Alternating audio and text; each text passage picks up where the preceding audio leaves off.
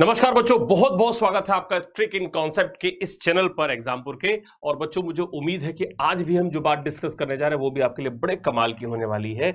मैं imaginary sentences पर बात करूंगा। हालांकि इमेजिनरी सेंटेंस लिखना भी अपने आप में गलत है।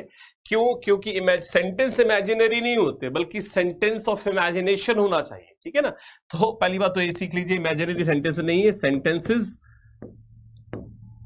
Of imagination. तो एक चीज तो आप यही सीखेंगे, ठीक है, sentences of imagination.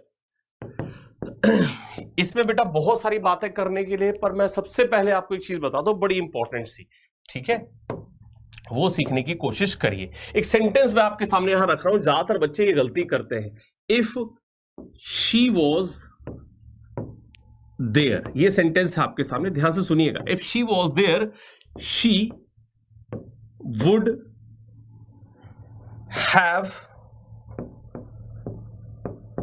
supported you. She would have supported you a lot.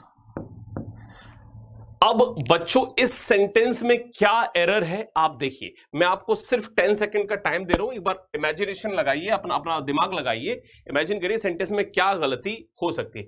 Think out करिए। If she was there, she would have supported you a lot. बहुत सारे लोग इसको जब पढ़ेंगे, बहुत सारे बच्चे जब इसको पढ़ेंगे, तो एक बार जब उनकी नजर जाएगी तो उनके दिमाग में सबसे पहला वर्ड क्या स्ट्राइक करेगा? वॉज। क्योंकि ये सेंटेंस ऑफ इमेजिनेशन है, तो इसमें इमेजिनेशन की जा रही है। और जब ये इमेजिनेशन यहां हो रही है तो यहां वॉज नहीं आना चाहिए, बल्कि क्या आना चाहिए यहां पर? वर। तो सही सेंटेंस क्या बनता है? If she were there, she would have supported you a lot. मेरे बच्चों, यही सारी प्रॉब्लम्स आपके एग्जामिनेशंस में आती हैं और आप उसको समझ नहीं पाते हो और आप ये एरर कर डालते हो। ये सेंटेंस बिल्कुल सही था, इसमें वर्क की कोई जरूरत नहीं थी। यहां वॉज बिल्कुल ठीक था इफ के साथ, यहां बिल्कुल वर्क की जरूरत नहीं थी। अगर वर्क कर देते तो गलत हो जाता। इस सेंटेंस का अर्थ समझने की कोशिश करो, क्योंकि मैं आपसे पहले भी कह चुका हूं कि इंग्लिश में रूल्स नहीं होते, आपका कॉमन सेंस होता है, एक कॉमन अंडरस्टैंडिंग होती है। क्योंकि भाषा है, शब्दों को रखने का जो तरीका है वो भाव के अकॉर्डिंग रखा जाता है, भाव के अनुसार रखा जाता है। अब यहां पर भाव क्या निकल रहा है वाक्य का, समझने की कोशिश करो। वाक्य का भाव यह निकल रहा है, अगर वह वहां थी, अगर वह वहां थी तो उसे तुम्हें भरपूर सहयोग करना था। क्योंकि बेटा ये सेंटेंस पास्ट का था, और वर वगैरह हम जब लगाते हैं तो प्रेजेंट इमेजिनेशन के लिए लगाते हैं। आपको मैंने कंडीशन सेंटेंस से बता रखा है। तो अगर मान लो मैं इसको ठीक भी करता कि अगर मैं वहां होती, तो मैं यहां पर वॉज और वर दोनों ही नहीं करता, हैड बीन लगाता, शी हैड बीन देयर। लेकिन मेरे बच्चों, गलतियां हम लोग क्यों कर देते हैं ऐसी? क्योंकि हम तुरंत जल्दी से रूल पढ़ चुके होते हैं। इफ वगैरह के साथ वॉज है तो उस जगह वर्ड ठोक दो। अब वो ठोकना सही जगह पर हो, गलत जगह पर इसमें कोई दिमाग नहीं लगाते। तो ये सेंटेंस ग्रामेटिकली बिल्कुल सही था। बात समझ पा रहे हैं मेरी?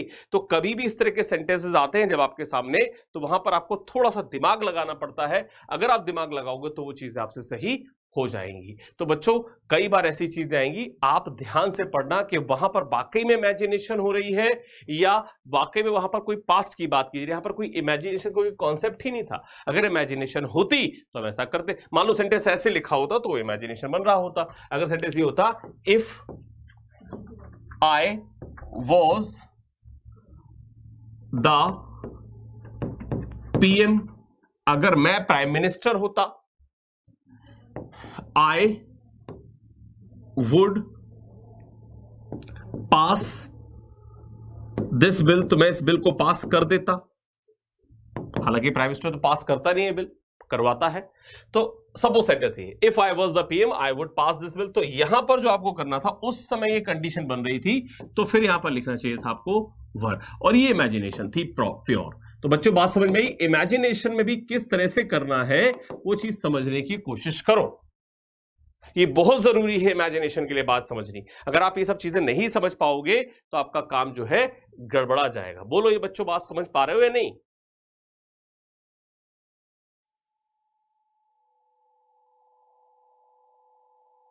तो बच्चों बस इस पॉइंट ऑफ व्यू को जब नहीं समझोगे तभी बातें आपसे नहीं बनेगी, क्योंकि बच्चे हम लोग ज्यादातर क्या करते हैं, इमेजिनरी सेंटेंस में तुरंत वॉज की जगह वर लगा देते हैं, पर वर नहीं लगाना है। ठीक है, एक छोटी सी बात आपको और करा देता हूं, वुड हैव कुड हैव वगैरह हमेशा पास्ट की बात करते हैं। सपोज एक सेंटेंस लिखा हमारे पास, if I was there, if I was there yesterday, अब बात कब की हो रही, पास्ट की हो रही, I would have done it at once, at once का मतलब तुरंत। अब बच्चों यहां पर भी क्या बच्चे गलती करेंगे, हम वॉज को हटाकर वर करने की कोशिश करेंगे। तो बेटा देखो बात चल रही है पास्ट की, हम वॉज की जगह वर लगाते हैं प्रेजेंट में इमेजिनेशन। जैसे अगर मैं देश का प्रधानमंत्री होता हूं तो प्रधानमंत्री हूं मैं, प्रेजेंट में इमेजिनेशन कर रहा हूं, प्रधानमंत्री होने की मैं प्रेजेंट में इमेजिनेशन कर रहा हूं। अब यहां बात है पास्ट की, तो ना वॉज आएगा ना वर आएगा, बल्कि क्या आ जाएगा, हैड बीन।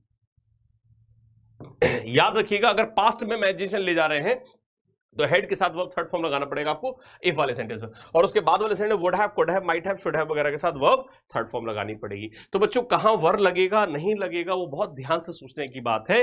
सेंटेंस जो इमेजिनेशन वाले होते हैं उन पर बहुत ध्यान देने की जरूरत होती है। अगर आपकी बात जरा भी थोड़े से समझने में गलती हो गई तो आपसे सेंटेंस जो है वो गलत हो जाएंगे। निश्चित तौर पर बच्चों ये जो बात मैंने आपको बताई कुछ ना कुछ आपके दिमाग में घर जरूर करेगी। ठीक है, डिटेल स्टडी करनी है तो कंडीशनल सेंटेंसेस का YouTube SSC exams by Exampur channel पर पड़ा हुआ है। कंडीशनल सेंटेंस जरूर वहां पढ़िए और समझने की कोशिश करिए इसमें क्या होना चाहिए, तो पूरी डिटेल आपको वहां मिलेगी। और अगर आपको यहां समझना है, अगर आपको यहां समझ में आती है तो भी बात बहुत बढ़िया है। तो बच्चों इन्हीं बातों के साथ आज की इस ट्रिक एंड कॉन्सेप्ट की क्लास को खत्म करते हैं। निश्चित तौर पर आपको बात समझ में आएगी, नहीं भी समझ में आएगी तो आपको जरूर इतना तो पजल कर दिया होगा कि इसको समझना चाहेंगे। समझना चाहें तो आप कंडीशनल सेंटेंस के पूरे वीडियोस को देखें। आज के लिए बच्चों इतना ही, फिर मिलेंगे। Thank you.